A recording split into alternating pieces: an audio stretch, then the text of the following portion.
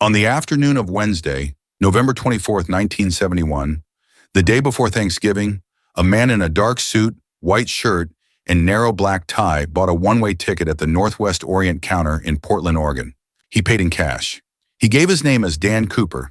He boarded Flight 305, a Boeing 727 bound for Seattle, took a seat in the back, ordered a bourbon and soda, and lit a cigarette. 4 hours later, he jumped out of the airplane over Southwest Washington and disappeared. 45 years later, the FBI suspended the investigation. They had checked more than 800 suspects. They had run partial DNA against every named candidate. They had no identification. This is the cold archive. First, a small correction: the case has carried for half a century. The name on the ticket was Dan Cooper. The man boarded as Dan Cooper. The hijacker referred to himself as Dan Cooper to the flight attendants and the crew. The press got the initials wrong. On the day of the hijacking, the FBI bulletin used the placeholder initial D.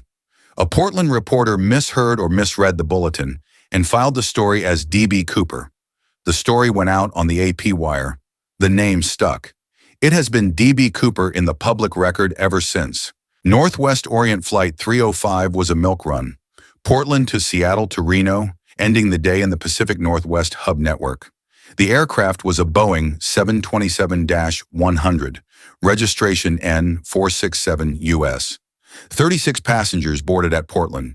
Cooper was one of them. At approximately 2:50 in the afternoon, Cooper handed a note to flight attendant Florence Schaffner. She put it in her purse without reading it. She assumed it was a phone number from a lonely passenger. He leaned in and told her quietly to look at it. From Schaffner's 1971 FBI statement, he said something like, "Miss, you'd better look at that note. I have a bomb." I read it. He showed me what was in the briefcase. I saw red cylinders. I saw wires. I saw a battery. Cooper's demands dictated calmly through Schaffner to the cockpit and onto Northwest Dispatch in Minneapolis. $200,000 in $20 bills in a knapsack. 4 parachutes, 2 main rigs and 2 reserve rigs, a fuel truck waiting at Sea-Tac. Flight 305 would circle until the package was ready. At approximately 5:45 p.m., the flight landed at Sea-Tac. The fuel truck was waiting.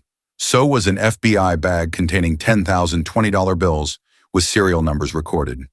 Every one of them logged. Cooper accepted the package. He released the 36 passengers and Schaffner. The remaining crew stayed on board. Captain William Scott, First Officer William Radazak, Second Officer Harold Anderson, Flight Attendant Tina Mucklow. Cooper dictated the next leg. Mexico City via Reno. Cabin unpressurized. Landing gear down. Flaps 15. Altitude under 10,000 feet. Airspeed not above 200 knots. Rear stair operational. At approximately 7:40 p.m., Flight 305 took off from Seattle a second time. Cooper sent Mucklow to the cockpit and told her to stay there. He was alone in the rear cabin with $200,000 and 4 parachutes. At approximately 8 p.m., the crew felt a pressure bump in the cabin. Around 8:13 p.m., a cockpit indicator light showed the aft stair extended. The crew did not see Cooper jump. They did not know exactly when he left. They only knew the airplane felt different. At approximately 11 p.m., the 727 landed at Reno Tahoe International Airport, with the aft stair still hanging down. The FBI boarded. Cooper was gone. The money was gone. 2 of the 4 parachutes were gone. The Bureau assigned the code name Norjack and opened what became one of the largest manhunts in its history. In the days after the jump, agents and Air Force units searched Southwest Washington, centered on the Lewis River drainage near the town of Ariel. The terrain was dense forest, steep ravines, and reservoir water. Visibility was poor. Winter was setting in. The search ran through 1972. No body, no parachute, no money, no signs of a landing. The drop zone was an estimate. The actual jump location was unknown. 5 months later, on April 7, 1972, a man named Richard Floyd McCoy Jr. hijacked United Airlines Flight 855 out of Denver. Another Boeing 727. He demanded a $500,000 ransom and parachutes. He bailed out over Utah. McCoy was arrested 2 days later. The FBI investigated him as a Cooper suspect. They concluded his height, his build, and his alibi for November of 1971 did not match. McCoy escaped from federal prison in 1974 and was killed in a shootout 3 months later. He had been ruled out. On February 10, 1980, 8 years after the hijacking, a family from Vancouver, Washington was picnicking on a sandbar at the Columbia River. Tina Bar. An 8-year-old boy named Brian Ingram was smoothing the sand for a campfire when he uncovered 3 bundles of bills. From a 1980 Columbian newspaper interview with Brian Ingram's father, they were stuck together. They were rotted. They had rubber bands around them. The bands had perished. I knew almost right away what they were. $5,800 in deteriorating $20 bills. The FBI compared the serial numbers to the ransom log. Every number matched. The Tina Bar money was Cooper's. It remains the only ransom money ever recovered from the case. Tina Bar is on the Columbia River downstream of Portland. The FBI's drop zone estimate was roughly 20 miles inland.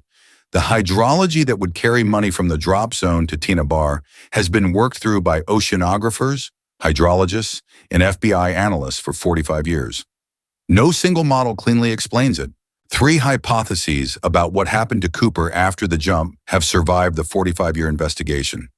Each one survives most of the constraints. Each one fails at least one. We walk through them. Hypothesis 1. Cooper survived the jump and successfully disappeared with most of the money. He landed in Southwest Washington in heavy rain at night, hiked out, hid the money, and assumed a new identity. This is the cinematic version of the story. It is also the version the FBI considered first. The constraint that breaks it.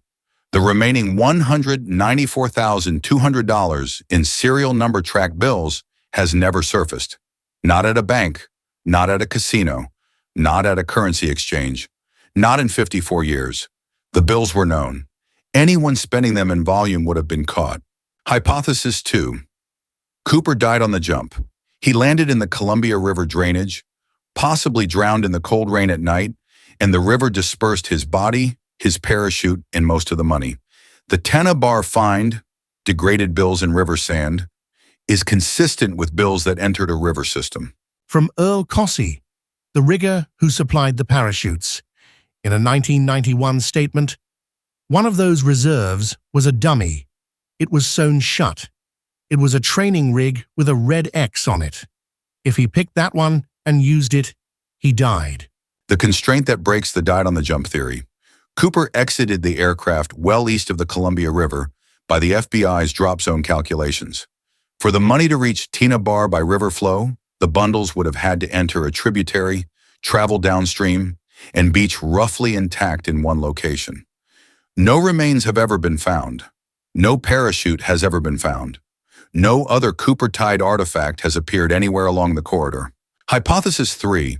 Cooper is a specific, identifiable person the FBI investigated but could not confirm. McCoy is ruled out on physical grounds.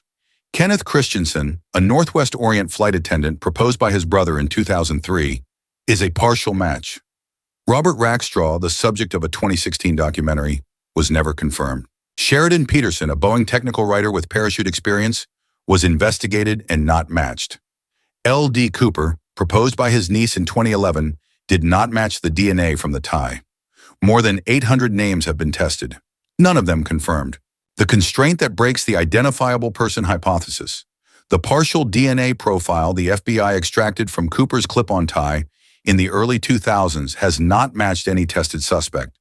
The name candidates are either physically excluded, DNA excluded, or unconfirmed by the evidence the Bureau has. On July 12, 2016, the FBI formally suspended active investigation of Norjack.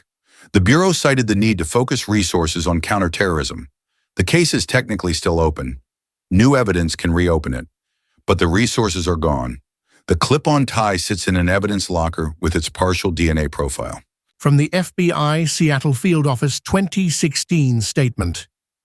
After one of the longest and most exhaustive investigations in our history, we will be redirecting resources currently allocated to Norjack to focus on other investigative priorities. What we know. A man boarded as Dan Cooper. He hijacked Northwest Orient Flight 305. He extorted $200,000 in 4 parachutes at Seattle.